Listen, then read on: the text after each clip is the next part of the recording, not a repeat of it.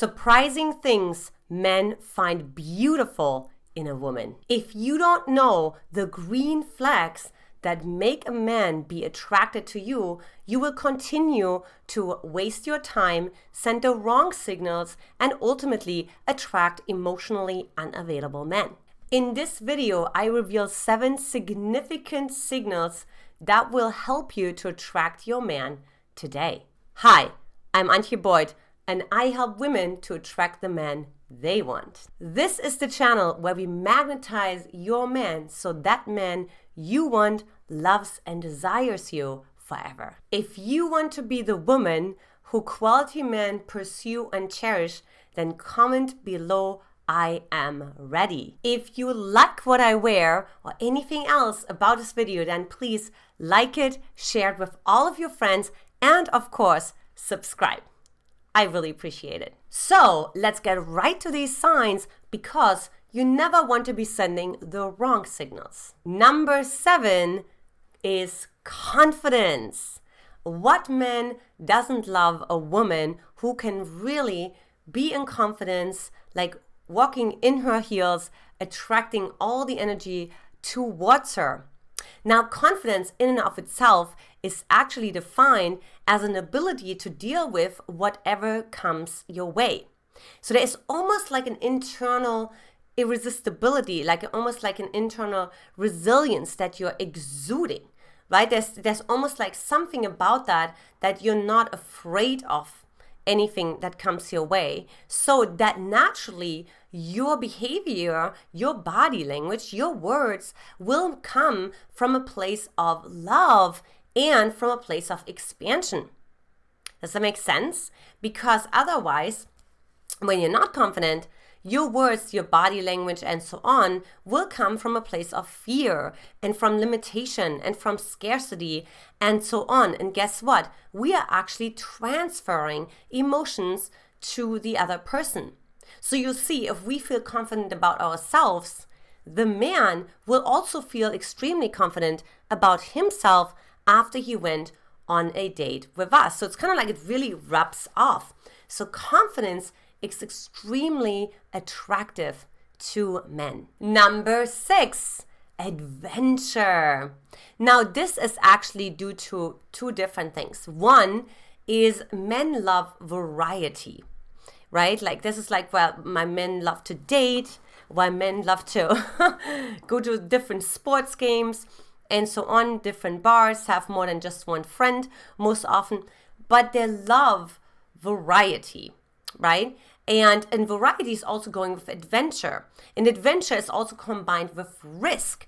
Because risk is really like sort of like living on the edge of your comfort zone, doing something different. Now, this goes into the category of growth, which of course is super important for a couple, for a relationship, in order to be sustainable versus becoming stale and hitting a plateau. Besides, he also wants to see, like, how are you actually behaving? How much are you embracing risk? How much are you embracing adventure? Because the truth of the matter is, life in and of itself is an adventure. And he actually also gets to see, how are you dealing with the unknown? How are you dealing with the edge? Does he have to walk on eggshells all the time, right? Or can he actually be comfortable, like actually leaning in a little bit more, risking a little bit more, because he knows that you have the capacity inside of yourself. Number 5 is this woman who a man is really attracted to is holding her own. Now, this of course goes back to being really independent, holding her own, right? Like really knowing who she really is, what she is made out of, what her hobbies are. She has her own friendship circles. Now, to give you a story, when I met my incredible husband, Brody, of now 7 years, like he was really impressed how much I was holding my own. I was coming actually to Hawaii from the mainland by myself. I also came from Germany to the US by myself. And so there was something about like, wow, this woman has a vision and she's carrying the vision out, right? She's like holding her own. And besides that fact, I was also dating other men as well. Now, you don't do that purposefully. If you're doing that to make him jealous, it just happened so because I was holding my own, so I was living my life, so I was also seeing other men. I wasn't putting someone else on a pedestal, but instead I was putting, if anything, anyone, myself on a pedestal, and ask myself all the time, but what's it about me, right? Am I enjoying myself? Do I want to have another date? Number 4 is be the original you.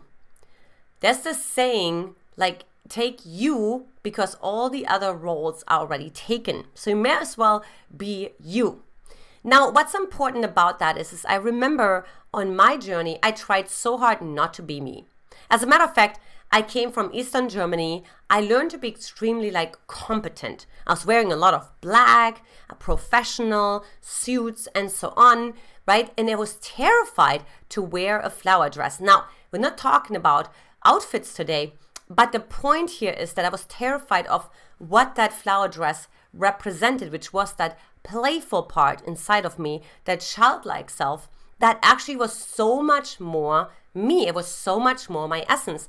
I'm so silly. I'm a handful. I'm a goofball, and all of that was totally hidden. And I was wondering why I was simply not attracting the right men for me, but instead was actually attracting a lot of men who were actually not right for me at all, and who wanted me to be sort of like this non-emotional being that doesn't have any needs.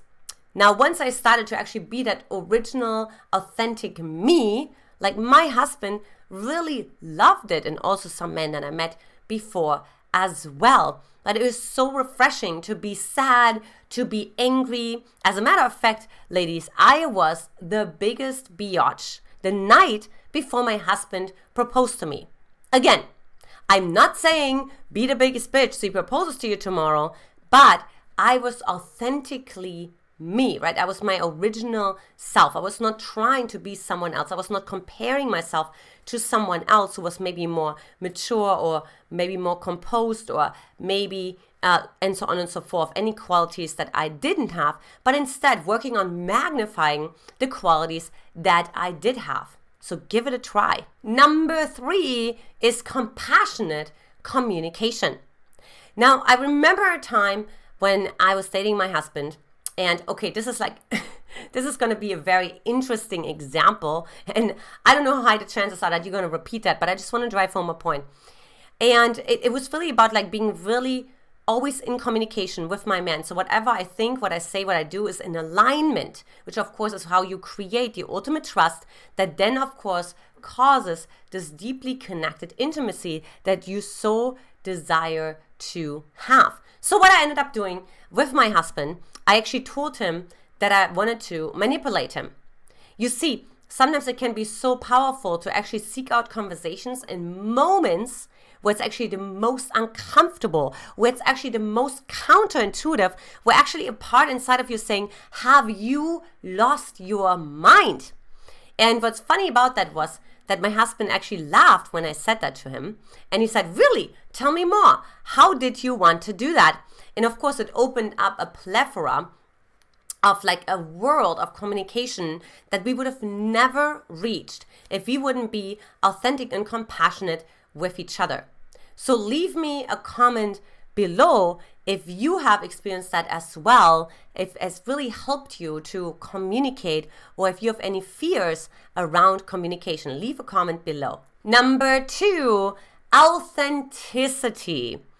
You see, I remember a time when I came from Germany to the US, and I had this opportunity to do voice enunciation classes. In other words, losing my German accent. You see, so many times in life we do that. We have actually things that make us us, right? And then we kind of shave that off, right? We kind of just generalize this. We just kind of shave it off. And so asking yourself right now, what is that for you? Where you actually take the edginess out of your authenticity, who you really are. I have here my love line, Beyonce. She's our company mascot, right? So there's many things that are very typical for our company, right? Like really embracing who we are as a brand, and of course me as a woman, like really being the extension of that, and really inviting you to be playful, to be silly, to be goofy, to be any of the things. Or if you're if you're nerdy, like by all means, go for it. Like, don't try to sound cool in an online dating profile, but instead share a story that's very unique about you. Maybe a particular travel experience that you had, or maybe particular food you ate if you're a chef, or whatever it is for you that makes you you. Allow the man to see you, because it's so much easier for you to be seen if you allow him to see you. And finally, number 1, you are in your zone. You are on purpose. You know why you're here on this planet, and you're unapologetic about it. You are passionate about it. There's this life force energy that is flooding your body when you do it. And it doesn't really matter if that's if you're a hairdresser, or if you're a designer, or if you run your own company, or if you're a nurse, or if you're a mom. Like, it doesn't really matter, but how you're doing it with passion. Is that your purpose, right? Does that make the biggest difference in your life? Are you expressing your unique values with that very thing that you're doing?